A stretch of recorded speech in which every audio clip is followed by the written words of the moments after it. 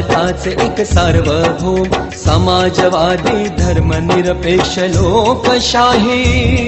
गणराज्य घडवण्याचा त्याच्या सर्व नागरिकास सामाजिक आर्थिक व राजनैतिक न्याय विचार अभिव्यक्ती विश्वास श्रद्धा व उपासना यांचे स्वातंत्र्य दर्जाची व संधीची समानता निश्चितपणे प्राप्त करून देण्याचा